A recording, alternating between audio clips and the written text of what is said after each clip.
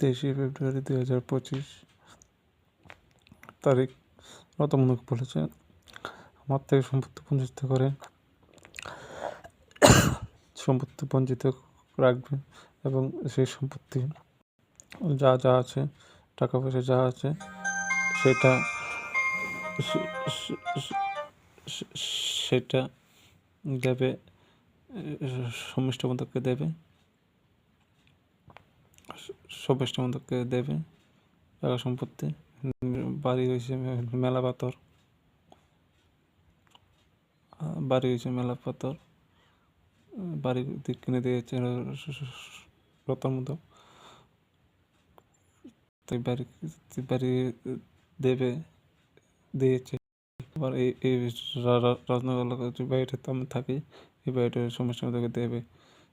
তার জন্য প্রশাসনকে আবেদন করছি, প্রশাসনের জন্য এই বিষয়ে আইনত ব্যবস্থা নেই। জয় হিন্দ।